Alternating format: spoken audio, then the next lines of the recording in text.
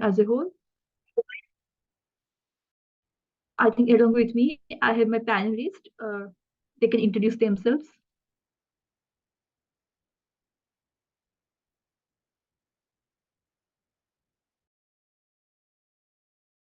Hi, and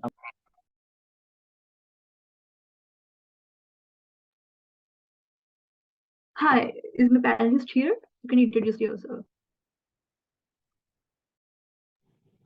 yeah, hi everyone. My name is Sergio, and I'm the panelist.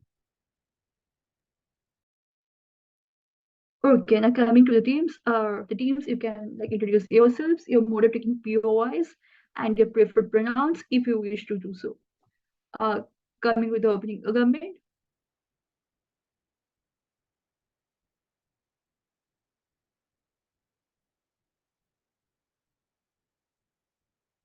Opening government. Am I audible? Yep, you are. Okay, so let me just set up my timer. 1 second. I'm sorry, I'm just asking for introductions. So can you introduce yourself, your mode of taking POIs, and your preferred pronouns if you wish to do so. Okay. Sorry, I'm just looking for something in one of the motions clarifications chat. Okay, yes. So my name is Jeff, he, him pronouns, and I would prefer my POIs verbally as I'm on a device where I cannot see my chat. So at about the 5th minute, if I don't prompt to take POIs, that's around when I'm gonna take them. Yes, is that okay, Chair? Yeah, that's fine. I'm now calling the OO. Can you please introduce yourself and also the other member of opening government? Yeah, Michelle. Michelle, can you introduce yourself? Okay, I'm Michelle, and I'll be flagging when I'll be taking any PIs. Thank you. We'll call on POIs. Amisha, I'll be speaking first. I'll take POIs in the chat. Please do not unmute yourself. Same goes for Nomi. Closing government. Closing government. Sorry, I wasn't paying attention. What was the question? Can you introduce yourself? You're working POIs. Oh, yes. I'm Oyisa Kachaza. I'll be the member of government. My whip is going to be Eliza. He's going to be the whip. Both of our pronouns are he. Closing opposition. Teja speaking first. He or they, please. Nico is speaking second, no preferences. So we're good to go then, calling on the Prime Minister to begin the speech whenever ready. Here. Okay, am I audible? Hello? Yep, you're audible. Okay, so I'll be beginning my speech in 3, 2, 1. Okay, so one very important point of context to note is that the history that we're going to teach is not going to change, but rather the way in which we teach it. So currently under status quo with the teaching of certain ideologies as the causes of this war, it's taught more so as an abstract topic, and I'll get into why that's harmful and not substantive.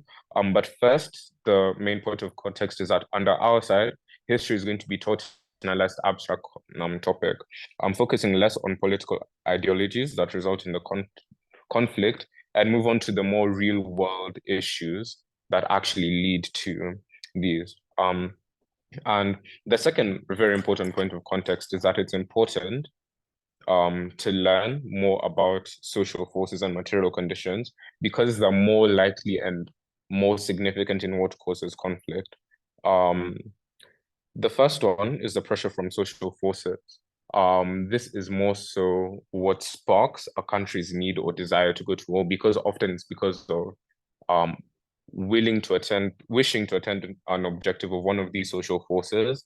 And that's often very intertwined with material conditions. Often it's as a deficit of material conditions that not is depriving these social forces of something that they would want to have in their country and thus see and that's a reason to go to war with another country, have conflict with another country over said resources to get this objective. it's a lot less likely or a lot less common, especially in the modern world, to have conflict over political ideologies. While they still exist, the less significant in our world in teaching, because the less often the cause of conflict.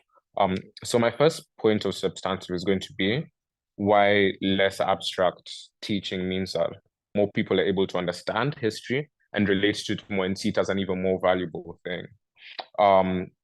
So one thing that happens is when you teach about the material things that lead to war, is that students are then able to observe this kind of situations around them. One of the objectives of teaching children history, or just the teaching of history in general, is so that we can have a better understanding of the mistakes that we made before, a better understanding of the kind of environments that we had before, and not repeat them. In the essence, when we're learning about conflict, which is obviously something that we don't need to repeat, or don't want to repeat rather. So at a point where you're giving students something more relatable, something that they're better able to observe, then they will be more able to pick out, the kinds of flaws that exist within their own societies. And at a better point, you'd raise up a generation that's able to see harms before they get to their worst and be able to avoid conflict more effectively, which is a really important impact in this debate. Because one really vital thing that either team needs to prove is the ability to better equip them, at least with the knowledge, to be able to fight against certain conflicts. Before I move on to my second point, is any points of information? Yeah. Who? Yes. Or so? Yes, point of information. Quickly, Okay. please. Wars don't make up the vast majority of history because people in general don't have large incentives to go to war. Can you engage the vast majority of history that makes it a history curricula as well? Okay, the first thing that I would want to point out is that a majority of the way history is taught, at least in the majority of earlier education, secondary education, and primary education, is as a result of the conflicts that occur. This looks like the formation of the League of Nations. This looks like the conflicts in Vietnam, the conflicts in Korea. A majority of the history that is taught to at least younger students does revolve around conflicts. And even if that wasn't the case, we would say that it's more important for history to be centered around understanding these conflicts in a better way, because they are the more valuable aspect that we have of teaching history that has an impact, or at least a stronger impact, on the way that we understand and handle the world today. Because at a point where we're able to better understand why, one, conflicts are caused, two, how to avoid such causes, then we're better able to have people who, if they go on and work in the UN, they'll be able to better understand what kind of context to create, what kind of scenarios to address.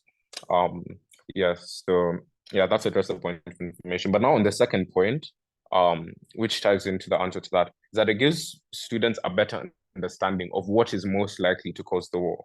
One thing about abstract ideologies is while it does cause the war, when it does cause wars, it's less likely to, or rather, it's responsible for causing a lesser amount of wars, and this is true for a few reasons. The first one is that a more strong incentive for a country to go to war with another is over things like resources, which would be caused obviously by material conditions, and also pressure from social forces to get said material conditions. And another thing, the second thing is that it's also very hard diplomatically to go to war with another country over political ideologies. This looks like the US going to war, trying to turn certain countries from communist to democrat, or from any other systems to democratic. Because at least in status quo, it's a very polarized thing. It's a very political thing rather. So countries are less likely to go to war over them. Yes, and sorry, another value to so on the next point, another value to teaching history like this is because it makes it easier to criminalize certain ideologies in a material way. At a point where you're able to teach students of the impact that certain actions have, or certain contexts have, then in the for context, in the liberal society that we're in, it's very hard to make certain things clear. What's the difference between hate speech and free speech? making certain distinctions, like how to balance the two.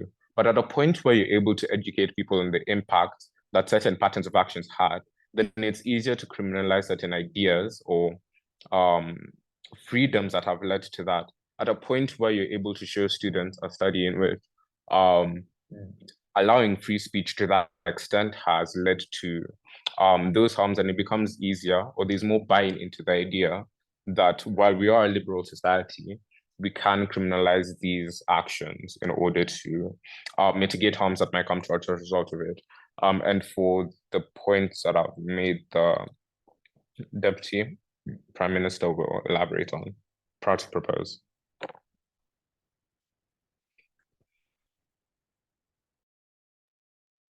Thank you, Speaker, for your point remarks. Now I would like to call the Leader of Opposition to begin the case on opposition bench.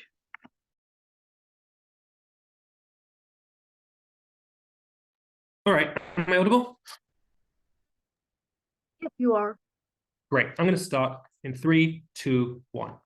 Class warfare is a terrible thing that causes far more internal divisions within the society and leads to an impossible situation where everyone in society understands that they need to be fighting each other in order to come out on top. We think that you lose cohesiveness and tolerance that are crucial both for social struggles and for a society that can function properly. We think this is a terrible idea.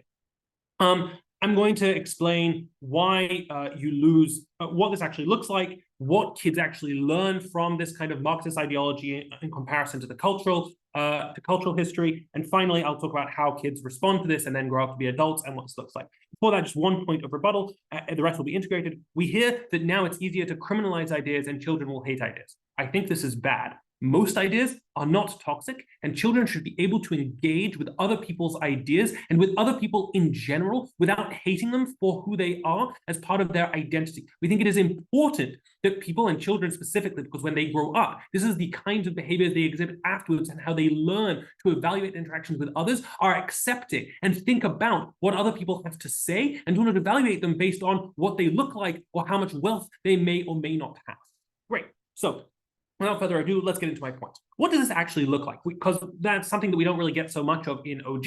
What we think this probably looks like is, you're taught in school about history through a much more Marxist lens, through a lens of class struggle. So the Crusades, for example, are due to money rather than religious ideology. It looks like the US Civil War is an economic affair rather than being driven in any sense by the abolitionists. We think that what this does, firstly, is this affects your ability to discuss, to have moral discussions. If everything's economic, nobody ever does something because of what's right. And we think that part of what the state is doing when it's teaching history is it's teaching morality. And when you lose this moral discussion, because you can say the abolitionists were an integral part of the US Civil War, because slavery is wrong. It is not, it is the wrong behavior. And you cannot say that, because what you say is, one group of elites wanted to control the means of production that another group of elites used or take it away from them in order to weaken them. That means that you lose this tool within society to teach children things like slavery is wrong on a moral level. We think this is important because people are not purely rational economic beings. They are affected by their emotions. They are affected by their ideals, and they are affected by external moral compasses. For example, religious teachings often make you do things that are not economically beneficial to you. Please do not unmute yourself, only POIs in the chat. What this means is that by not teaching people these things, we lose the ability to show them the right way to make decisions and give them an alternative framework of morality. Notice, children today do things because of what we teach them. They take care of others because they feel emotionally attached to them, because they're part of the same cohesive social narrative. They care for other people because of religion. They care for other people because of a variety of reasons. And taking that away from the way we teach people things, especially in history, which is our way of teaching about the past, is a terrible idea.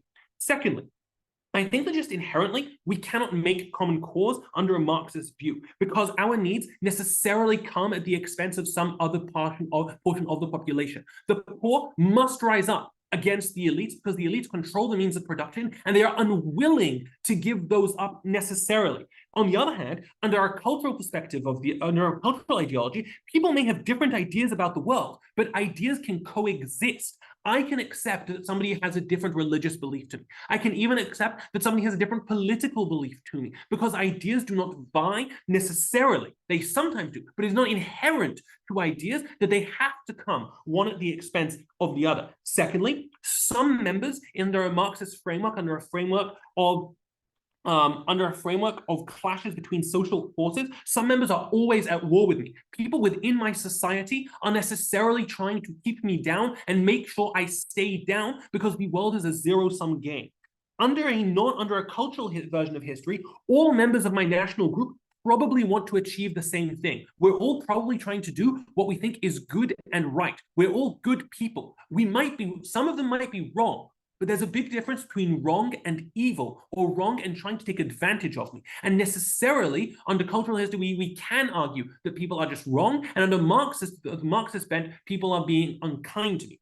Thirdly, you cannot bridge these differences under a Marxist bent, because they are inherent to me. My possessions and the way I was brought up make me a part of the elite, and I can never escape that until the means of production have been forcibly seized from me, and in many ways, the person I am destroyed, because I need to be re-educated to learn not to be an elite. Under a cultural history, beliefs can be changed, and I can be convinced of different ideas. So a conversation is enough to lead to change, or can be enough to lead to change. Finally, differences under a Marxist ideology necessarily exist. Somebody who is an elite is necessarily different to someone who isn't. Whereas under a cultural version of history, essential differences aren't necessarily true. Someone who is Israeli or someone who is Indian have some kind of constant between them in the fact that they are tied through their national identity. I will explain in a minute, in the next, how people actually respond to this in all terrible ways. But before that, yes, CG. Okay, so you're hanging your entire case on Marxism, which is an ideology, by the way. How would you describe the Russian Revolution without appealing to Marxism if you're not going to talk about it? I think that the Russian Revolution was probably a terrible thing, because it led to many millions of people dying and to the creation of the USSR, which murdered about 30 million Ukrainians. I think that we are necessarily talking about Marxism, because social forces which represent different material conditions means that we're talking about the material wealth that people own or have or control, and clashes being a result of that, rather than of things like there are clashes between ideas and perspectives. Now, how do I think these people respond? So A, they learn not to work together, because it is you against the other side. If they're elite, they use their influence to lobby against the poor. Notice on the comparative, when these people are like me, when I care about them, when I have an emotional connection, because we believe in the same things, I am much more likely to want to help them and to give them money or to have social welfare. Secondly, I think the poor themselves learn that they need to be violent and they need to rise up against the elites, because the elites will never give up power. But this is often not true, and this very combativeness often leads to backlash by the elites. Finally, this also just reduces tolerance. Those people who aren't like me are almost certainly against me, and that means that when they come for an interview for a job, I shouldn't give it to them. I should only give it to people who look like me, because anyone I let in is a Trojan horse who will try to destroy me. Please oppose.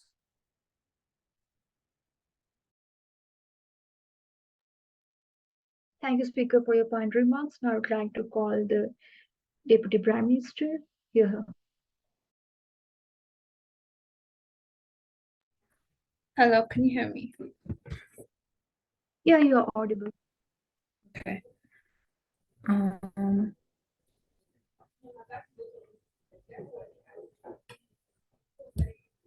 Okay. I'm going to start my speech in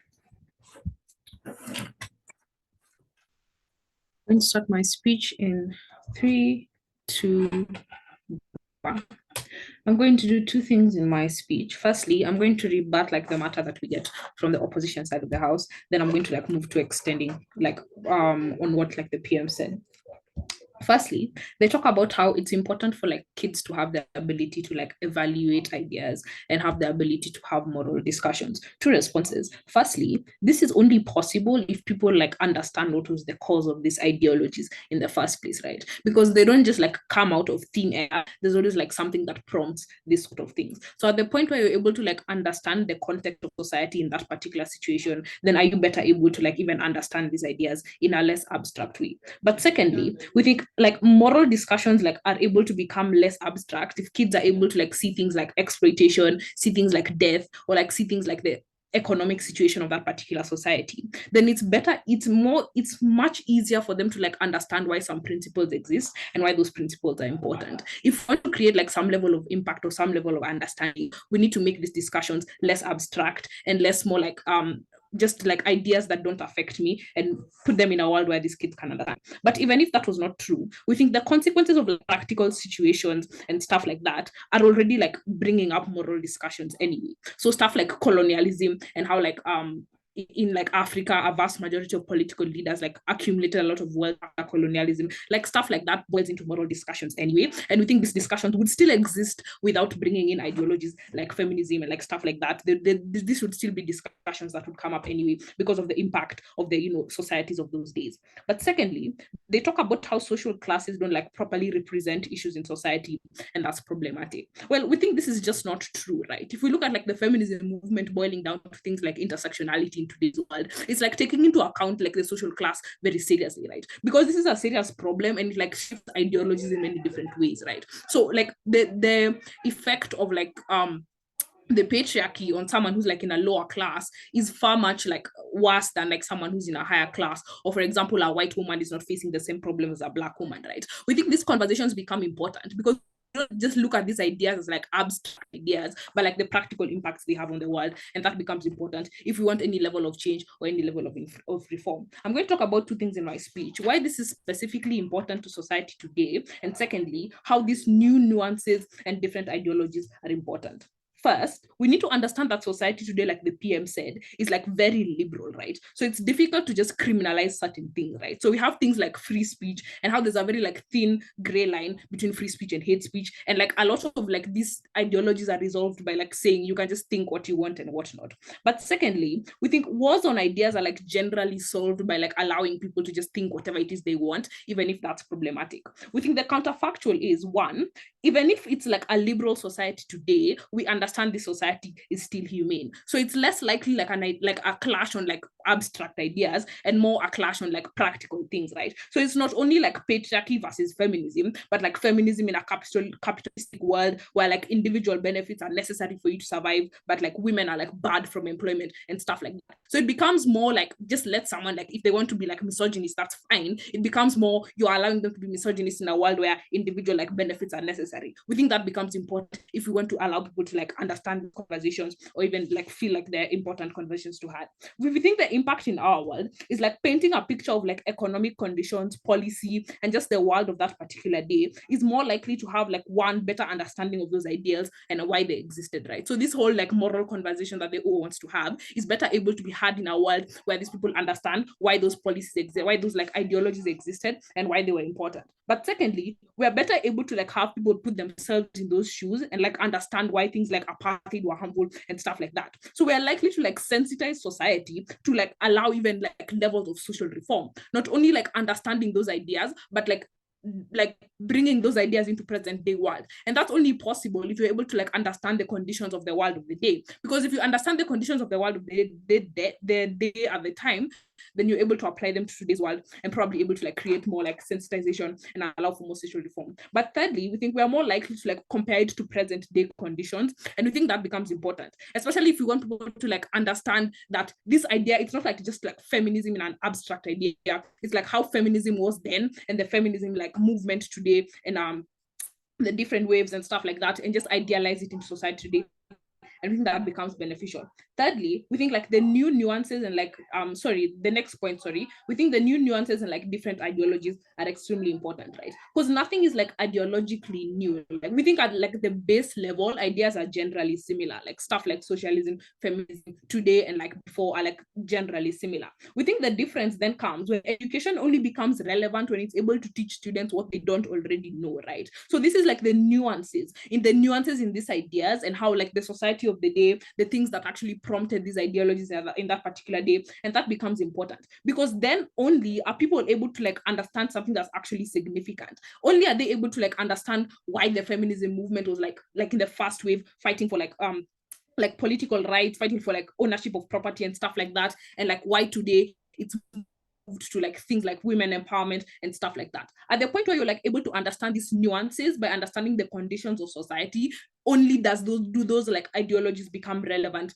in status quo. But secondly, we think like ideologies are like generally changing, like according to like conditions in society. But before I move on, I'll take PY. I don't know who asked, but I'll take the PY. Yes, so I really don't understand how by understanding the material conditions of social forces, you are actually achieving a better nuanced understanding of social issues such as feminism, patriarchy, misogyny, etc. Okay. I think an important thing to understand is that currently in status quo, these ideologies are taught like as like abstract ideas. But the important thing for students, at least like in present day, is the ability to understand how these ideologies like differ within like periods of time. Because only then are they able to understand how these ideologies like came up and like even have conversations on like what caused them, what prompted them, and why they changed with time. We think that becomes important, especially if they're supposed to like apply those ideologies to present day, because not only then are they able to like compare the conditions of the day, are they able to like understand the idea much better rather than as an abstract idea. Moving on to why like ideologies generally change, we think it's important for them to understand like these nuanced changes in these ideologies, because they're able to like apply these ideologies to present day world. But secondly, they're able to like more like empathize with the conditions of the day and understand like why those ideologies were important, and that becomes important if you want them to like care about.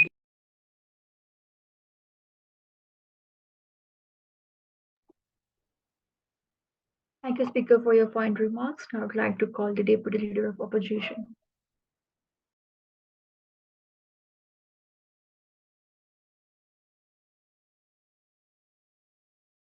Thank you very much. Please, POIs only in the chat and don't unmute yourself during the speech. Beginning my speech in 3, 2, 1. Couple of things in my speech. First, I'm going to continue and explain to you why we think that when children are taught to look at history through this prism of conflict between ideas, then the tolerance and the understanding of each other that they develop provides better social change, both on small scale of the interaction between them and as children and as adults, and on a larger scale of where we actually achieve better social change and better treatment of all individuals within our society. And then I'm going to weigh and explain why we think that that is the most important thing within the debate and wins it. But first, a tiny bit of external rebuttal to OG. Here's when we're told that children you can only evaluate ideas or understand them if you understand the root of them or what caused them. Unfortunately, there is no analysis why the only way of understanding the root of ideas or fully fleshing out them, it has to be from a material conflict perspective and lens. We think that we can understand ideas through the prism of thought and movements of perspective, about how when ideas of Judaism and Christianity reached Saudi Arabia, that is how Islam developed, and that is where these concepts came from. We think that these feed into each other, and we are capable of looking at things through this prism rather than through a purely material conflict prism where we are taking one from the other. The second thing is in response to POI and dealing with this whole issue of you're only dealing with Marxism or things like that. I think the point here, if it's not clear, is that on Gov, we need to defend a world where we think that conflict is constantly a situation of the have-nots trying to take forcibly from the haves in order to repair that difference in material access. Whether this is a state that has less trying to take from a state that has more, or individual within a society or a class trying to take from another class, that is how humans interact, and that is how it works. That is the way of history, and that is the way of humans and how they are destined to behave. This is precisely a perspective we want to avoid, because it gives an inherent problem and an inherent conflict that will never be resolved, and that is always in the background and dividing me from the people closest to me and in my immediate environment, and preventing me from seeing them as like and as those who can cooperate with me, because inherently we are in conflict, as every have and have not group has been in conflict for the entire history of humanity. Let's go to talk about social change and why we think that avoiding this perspective and rather allowing children a perspective of ideas and their ability to coexist and their ability to understand each other and to change and remove their conflict through ideas creates a far better world.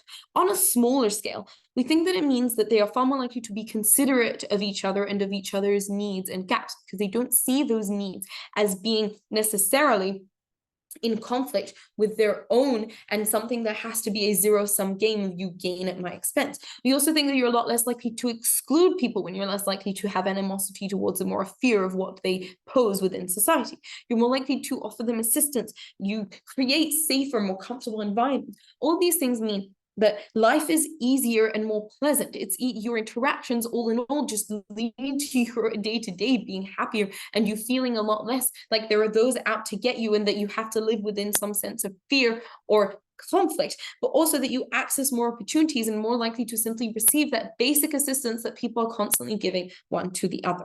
But we also think that we, on the larger scale, and this is where also in comparison to OG, achieve far better, broader social change, because we think that we significantly increase the ability of the lesser off to affect reality and to affect politics and make demands when they just are living within environments where they are not seen as enemies and not seen as ones that need to be fought against. And second, when they actually just have easier life where they are treated in a better way and are more likely to just have the time and means to achieve their political goals.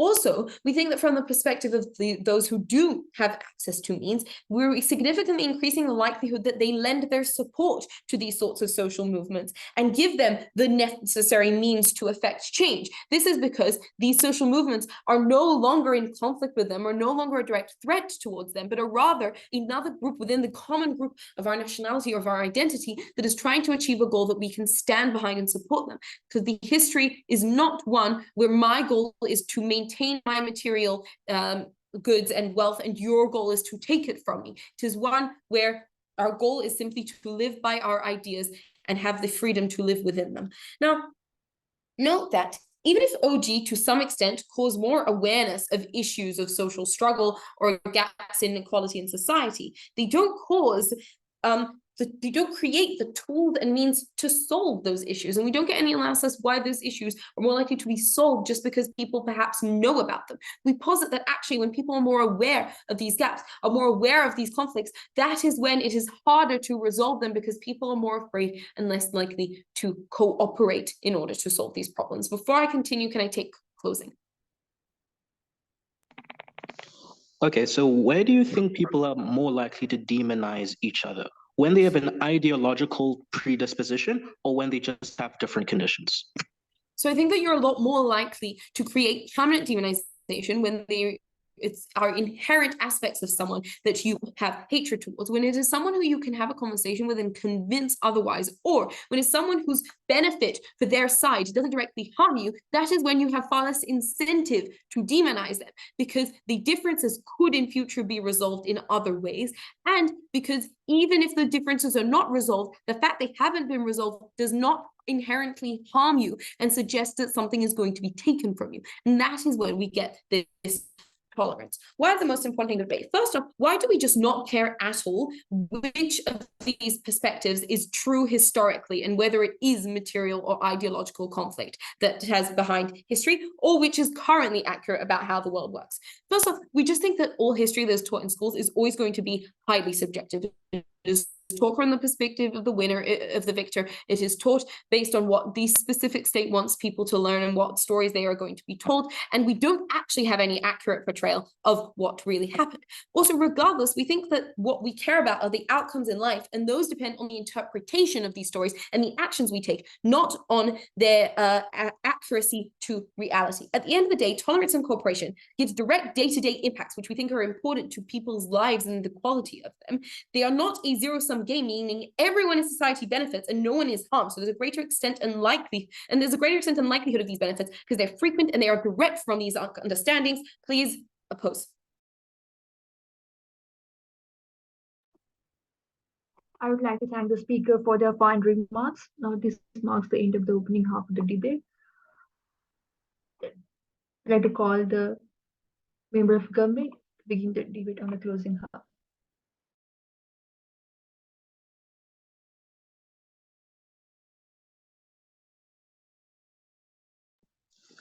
Hello, can you hear me?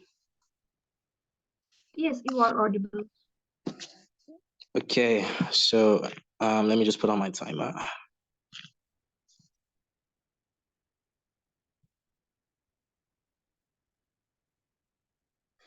Before I speak, I just want to say what's up to Nico. I'm looking forward to structural reasons. Lisa, before you start, can you look at your WhatsApp game? Sorry? Can you look at your Oh. WhatsApp?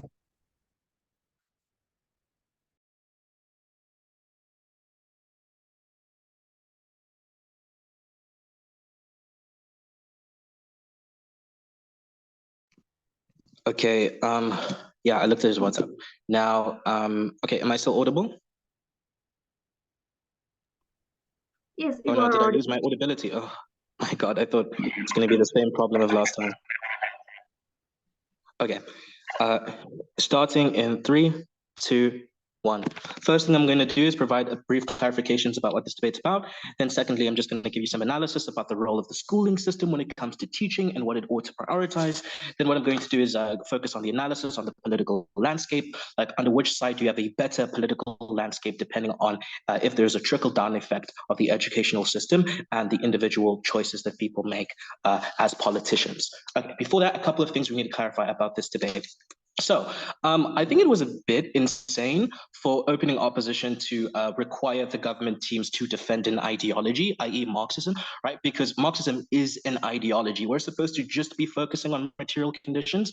Now, I can agree that Marx does talk about material conditions in his work, but the primary reason why there was massive amounts of violence when it came to the Bolsheviks and the bourgeoisie at the time was because they were ideologically driven, right? Like the whole point of this debate is that we would de-emphasize that part and just focus on, for example, their socioeconomic conditions, for example, where they were geographically, like all of the external environmental conditions of people, like essentially they wanted to like limit this debate and narrow it so absurdly to the point that they made it about ideology versus ideology instead of material conditions versus ideology and culture. So I just wanted that to be very clear. Now, another thing that I want to clarify is like what the prime minister said. So what the prime minister said is very, very important, right? So this debate's not about like what history you teach, it's about the lens through which you teach the same kind of history, right? So we're going to focus on like what opening opposition talked about, like in terms of like the end results of this education. We think that's the more important conversation. But before that, a couple of things in terms of my first extension, right? So what's the role of schooling when it comes to the educational system in teaching, right? Two things here. Three, actually. So the first is truth. This isn't important because we all care about truth. So that's not the chat in this debate. The second is about social change, right? So for example, when you're looking at the history of slavery in American textbooks, it's a signaling mechanism to society that we're placing emphasis on the components of history which were previously ignored, right? It's a means of shaping responsible future citizens, right? So it influences future decision-making in terms of like the people who end up remembering what they learned in school. That forms and primes the background grids to which they assess contemporary social issues and policy implementations and assessing political disputes, right? So that's the most important framing of this debate, is about the connection of the lens through which you view history and how it influences the way you conduct politics, right? So we think that's the most important conversation. Hopefully everyone agrees. That being said, I want to move on to my second part of my extension, which is why the comparative is significantly worse. So if you're not focusing on material conditions, what are you focusing on? You're focusing on perspectives and ideology. That's literally what the wording of emotion says, right? So, for example, it could be libertarians versus progressives. It could be feminists versus the patriarchal establishment. It could be Black liberation theology in the 1950s and the 1960s versus like the white people in charge who didn't want Black people to have the right to vote. So when you're analyzing that issue, are you going to look at the underlying socioeconomic conditions, the different regions that people lived? Are you going to look at, for example, zoning laws and like the active lived experiences of Black people? Or are you going to look at like if there's a fundamental ideological difference between people, that means that is the reason why like they disagree? We think if you focus more on ideology, political disputes become toxic and endless. Why is this the case? Couple of reasons. One, there is no fact of the matter of what ideology is superior over another, right?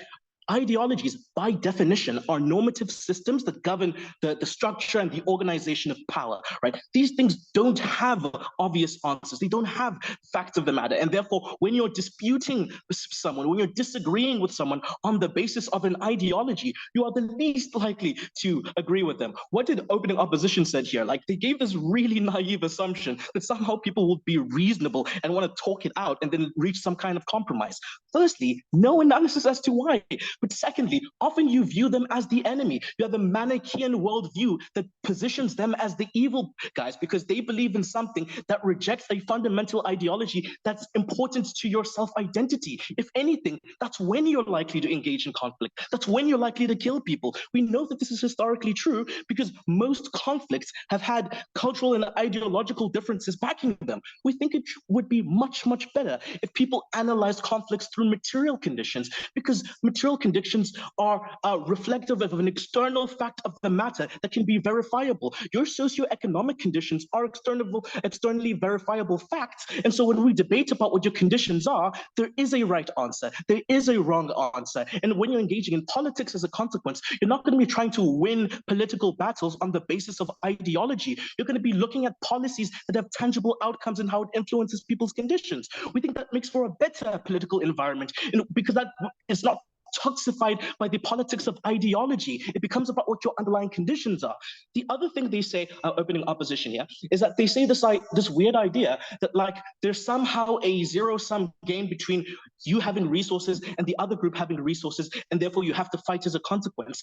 Like, Jesus, like when we're talking about contemporary politics now, the biggest part of politics and the economic policies we try to pass are redistributive ones, in which we agree that, like, in order for us to benefit everyone, we need, for example, to increase the pie by giving people more access to resources, and that has an inadvertent effect of increasing the pie, right? It's a positive sum game, right? So we don't think people are going to view it through a purely zero-sum game, and also that's just an ideological claim of Marxism. That's not something that you have to believe as a consequence of materialism. Again, the last thing I want to add here is this idea of transcendence. So when we focus on conditions, right, people understand very intuitively that you can transcend your conditions, that you can do better, that you don't necessarily have to be constrained to it. The problem is people have the opposite relationship with ideology, that ideology is greater than you, that it's superior to you, it's a transcendent goal that you want to appeal towards. This is why we have martyrs. This is why we have people who die for the cause, because they're ideologically driven. So notice the way in which people view their political advocacy becomes a lot more vitriolic, a lot more visceral, a lot less compromising, a lot less willing to result in negotiation. If you're placing most of the emphasis on ideology and perspectives, what has my speech proven? If you care about having a healthy political system, focus on conditions. But secondly, I gave you a characterization about what the role of the educational system should be. I've explained to you why the best way the educational system can function is through prioritizing material conditions.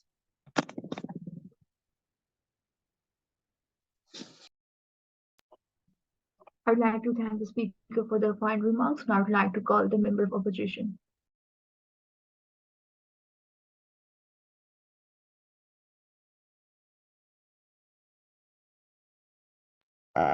Can you hear me? Yes, you are audible. Great. POI is in the chat exclusively.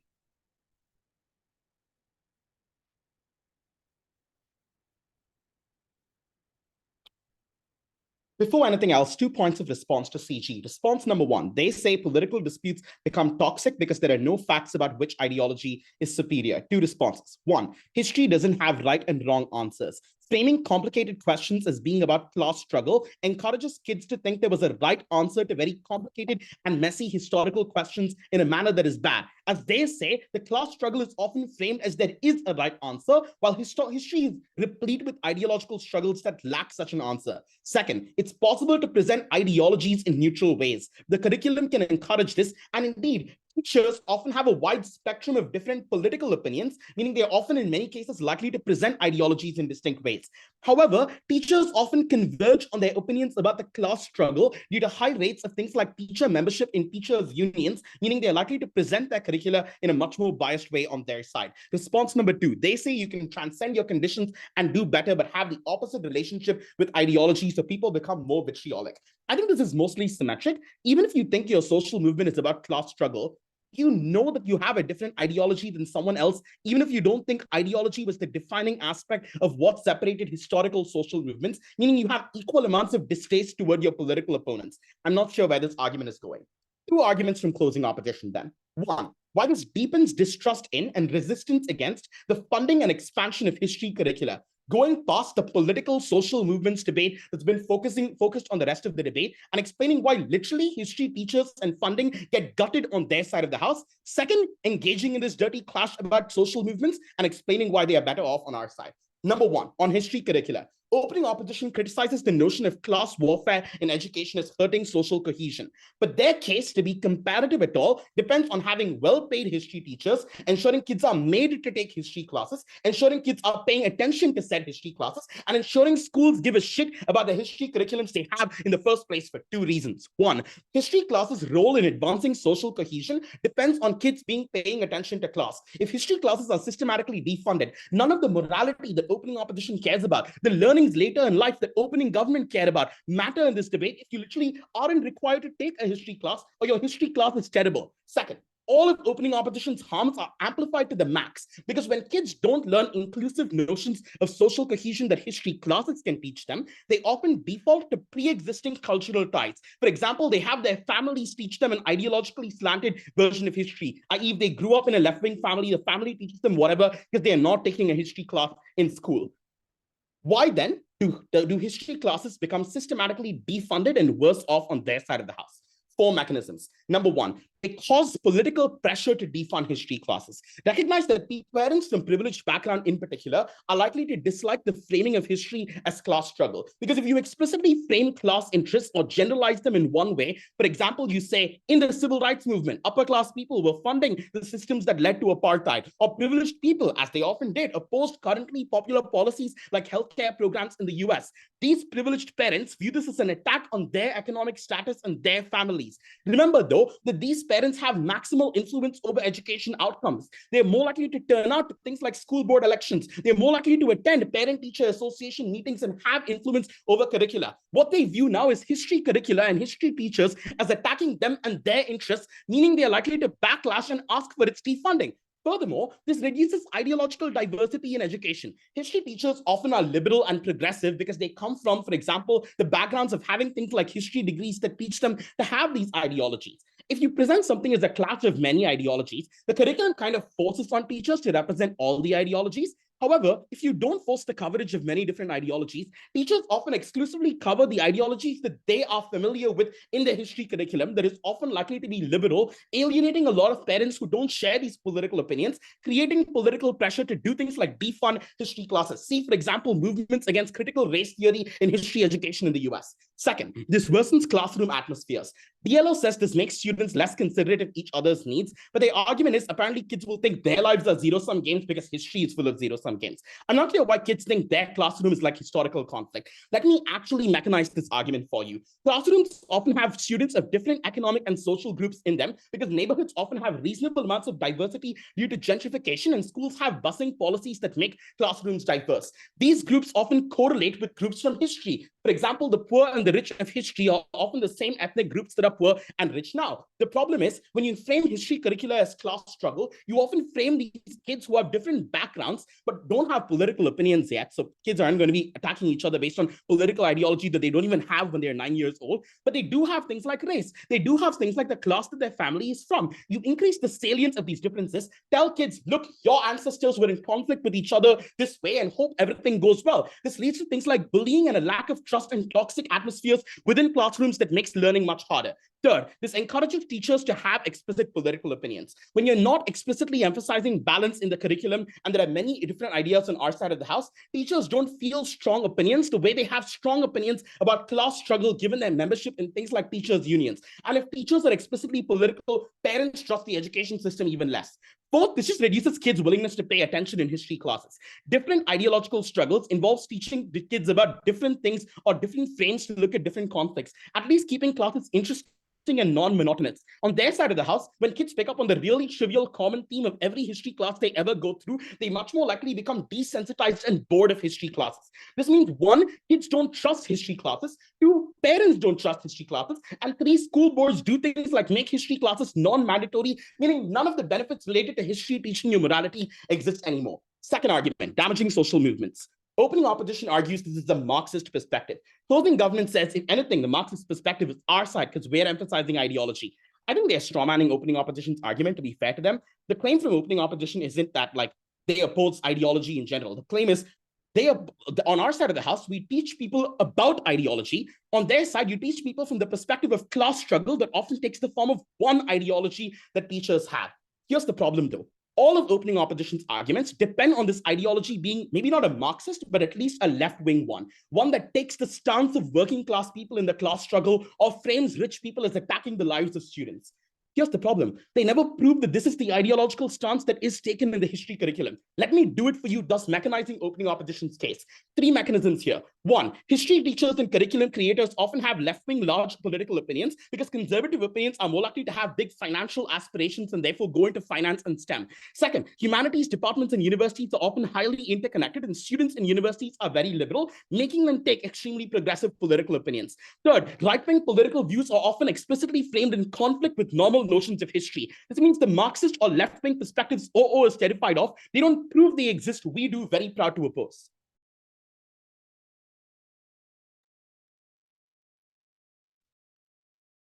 Thank you, Speaker, for your fine speech. I'd like to call the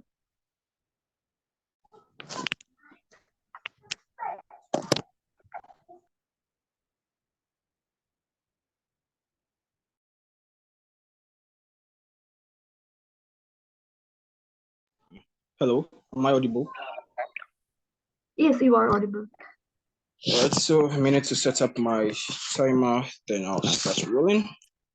Preferred POI, it's preferences and voice. Won't be in the chat space. So if you have a POI, preferably in my 4th or 5th minute, you can ask a POI. Just a minute to set this time up.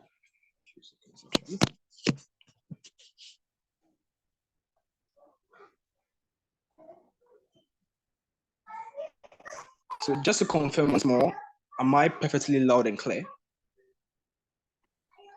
Yes, you are indeed. Yeah, so 3, 2, 1. So starting from CO, we think that teaching of ideologies and painting them as something that is neutral is not something that is exclusive, because we think that on our side, what we believe is that these ideologies can be something that can be taught as isolationist theories in which people are exposed to these ideas and students are able to interrogate these ideas on their own without it being tied that this is the clash of like this is the result, this ideology was which resulted in the clash of these ethnic groups fighting, or this ideology is the one which resulted in the clash of these religious groups fighting. We think that ideologies are things that can be painted as neutral, it's not exclusive. The same way material conditions are things that can also be painted as some things that are naturally neutral in that particular aspect. That aspect of neutrality is something that can exist on both sides. That shouldn't be a contention within this debate. We take CEO out on that particular field. But they say that necessarily when we do this, one, they say that teachers necessarily would teach it on their they'll be biased because of their teacher pay, funding, etc. We think that one, this is not true, because notice that these teachers of history are mostly monitored and assessed progressively because they are teaching key issues about history, and government and university boards care about this. Even they themselves consider that they care about this, which means there's more incentive for them to monitor it in the first place. But more so, we think that necessarily, even if there's no accessibility for monitoring, we think that it's equally legitimate. Why? Because teachers are better able to relate their own economic conditions to what happens in class. And we think that framework, people are better able to relate to that in that particular regard. We think outside is more better on that side. But what they also say is that political figures will all of a sudden defund this. We think this claim is really insane. Why? Because this debate assumes that necessarily like the people taking this action are people who are people of state, like people, they are policymakers. One, two, they are people who are part of the university board, which assumes that necessarily there's already an incentive which exists to change the curriculum. The debate now hinges that when we are changing this curriculum, which best necessarily took the ideologies of people, not to say that, oh, people will not defund it. We think that necessarily cannot be an argument in that particular regard, because we think that even if they defund it, if there's even an incentive to defund it, naturally, funding of schools exists on two major levels. One, it means that necessarily parents necessarily allocate funds, they donate PTA funds, people donate funds to schools. Primarily, it is the university board which come to allocate those funds, that you're allocating a 50% share to like funding history, you're allocating a 20% share to funding this. We think that in office of is something that can exist outside of the idea that people literally stop defunding schools. We think that in office of is not an exclusive argument on that regard. But more so on the alienation of parents, we think it exists more on their side because one, we think that is not true because on our side, we are able to people like these parents are also able to relate to what their kids learn in their classroom. On the comparative, it means that parents now have to battle with the idea and come to terms with what this communist theories look like, what other ideologies look like. They are hearing so many philosophical names, they don't even understand it. And because like for instance, the CRT, which was taught, people thought that this was something that was a conspiracy theory because they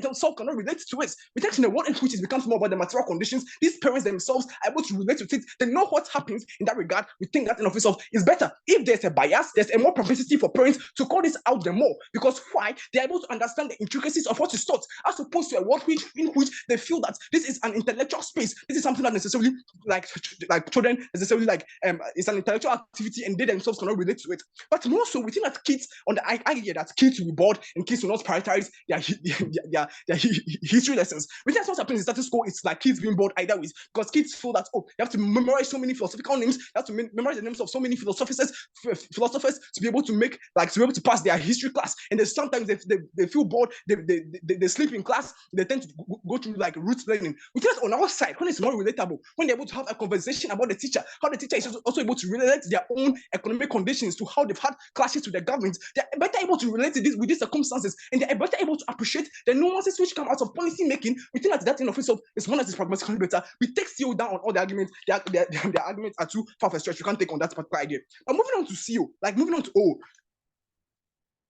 O says that most ideas are not toxic, and people should perceive ideas are good. I think that's like I engage CEO and O on that. We think that this like the teaching of ideologies are not exclusive. The debate is not about teaching or not teaching ideologies in isolation, but whether it should be linked to the social classes that occur on that particular regard.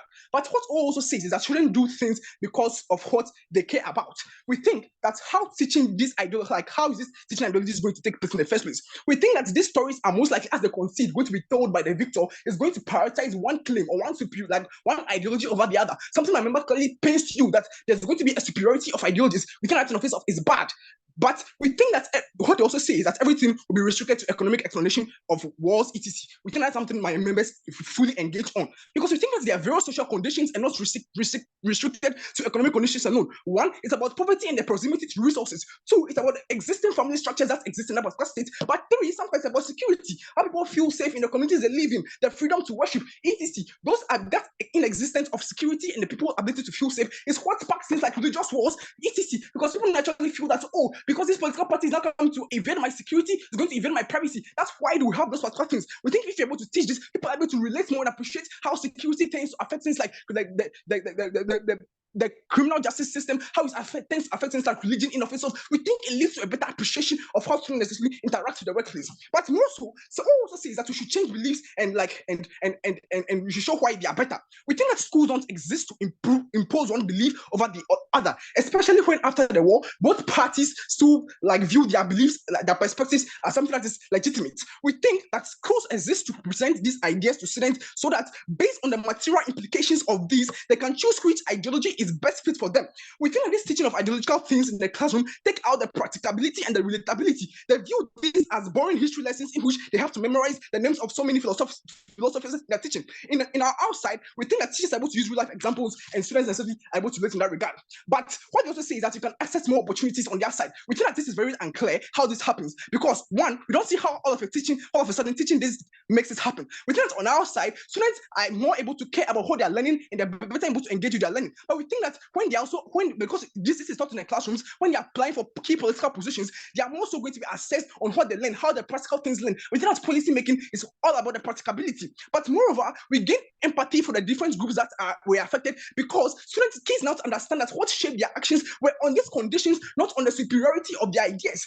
On their side, you create more animosity among children in classrooms where the teacher says that the ideology of their parents have is one that is flawed. And it's even more bad because their friends and peers at schools are going to critique them based on these same ideologies. With that, on our side, we paint people's flaw in a more practical manner. We expose their greed and their selfishness if that exists in a more practical utility. Not to say that an ideology they hold to just, I think, like, time is past POI sessions, because an ideology which they think are very key to themselves are ones that are being imposed on pragmatically. What do you get from CG in the grand scheme of things? From CG, we give you a practical aspect, a practical discussion of why it is better generally to be able to involve these material conditions. We told you that it is more than economic conditions and involves things like security, people's proximity to resources, involves things like necessarily people like the family structures that exist and how that family cultures necessarily tends to influence people's decisions. We told you that necessarily if you're able to teach kids these things in classrooms, it affects how they're able to make policies, it affects how their parents are also able to relate with these teachings. And because there's a more relatability, it means there's a long sustained discourse and people don't feel like they're overly intellectual in that space. We think that their own teachers are also better able to appreciate these lessons because you think on our side we are better composed. Never be so proud to oppose. Thank you, Speaker, for your fine speech. I would just like to stick to a time. If you spoken beyond 7 minutes and 15 seconds, won't be considered in the notes. Now, calling on the opposition whip to end the debate as a whole. Hi, I'm audible. Yes, you are audible. Thank you. Just 1 second.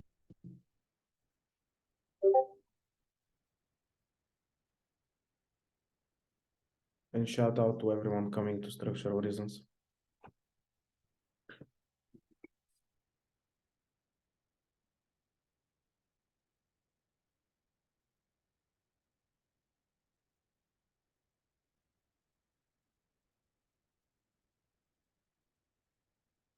Okay, what I'm going to do is I'm going to go team by team, kind of comparing what Tejas gave you to the particular team, starting with opening opposition. I think opening opposition brings a couple of things.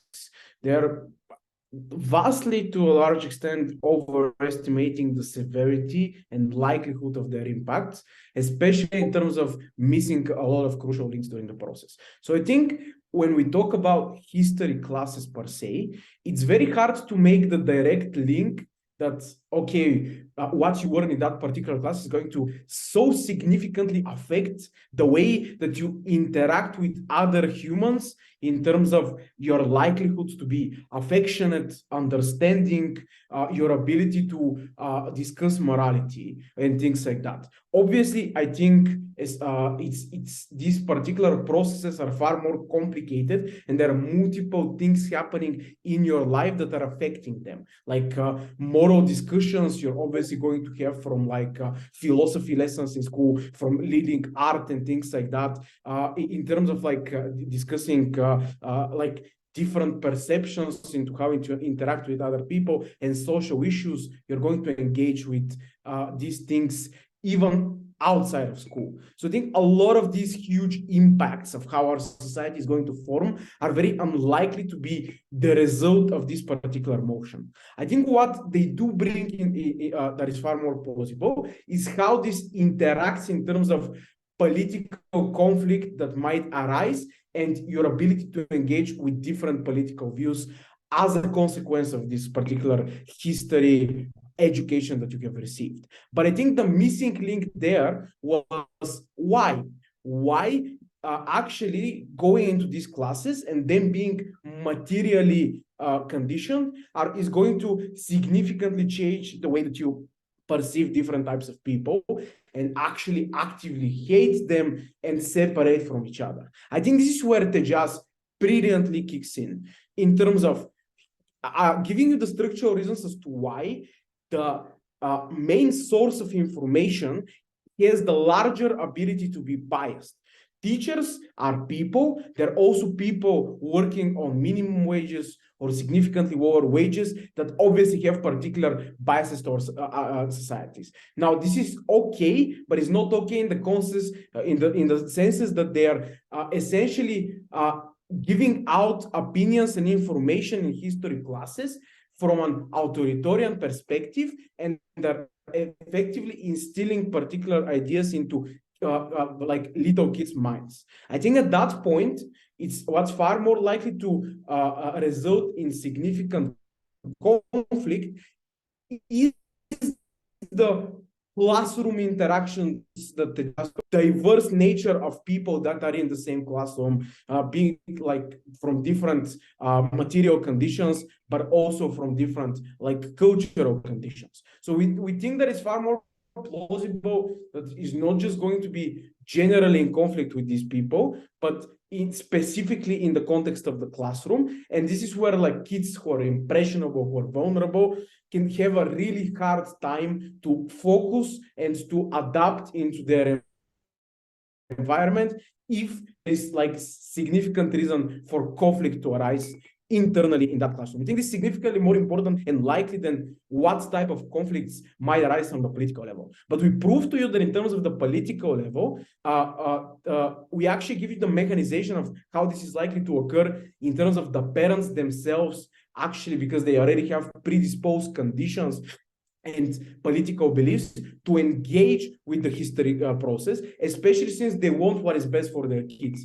Meaning that when they believe that their kids are being taught something not true and something actively bad or coercive towards them, they would likely to engage with that system. This is why, like in the US, a lot of people are questioning like biology classes that talk about evolution or even sex education. Like Tejas already talked about like how throughout history there's been like historic events of political nature that have been like changed. So history and how we taught and its curriculum is a constant thing that changes, meaning that what we perceive right now as normal to be taught in schools can be changed by people if they believe teachers shouldn't be talking about these stuffs. And this is what we want to prevent. We think the status quo is good in terms of providing a wide range of historical moments and events that you can use and you can learn more about on your own time, or once you grow up and you're starting to fully engage with the social system that you're in, to kind of draw particular conclusions.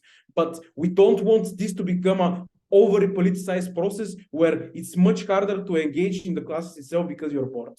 And how does this engage with the other teams in the route? I think it's fairly intuitive. But before I continue, I'm going to give a chance to opening government.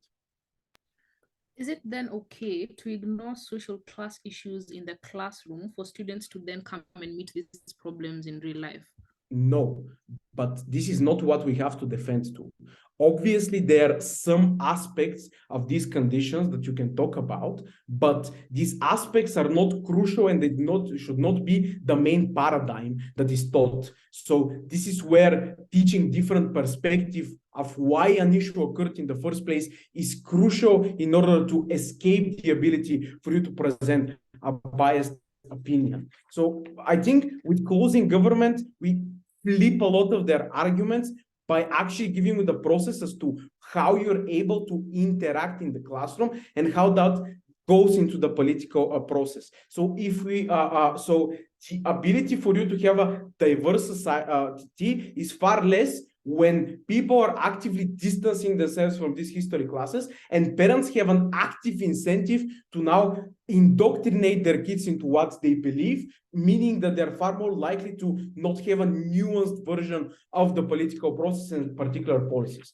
I think with opening government, a lot of the problems occur from their misinterpretation of like free speech, misogyny, feminism, and all of those things are obviously issues that are not directly connected to material wealth and are still going to be taught in the same particular ways. In fact, anything that we do better for these things is provide more perspectives on these issues, making sure that people engage with them in the first place, which is unlikely if people don't trust into that process. Very, very happy to oppose this motion.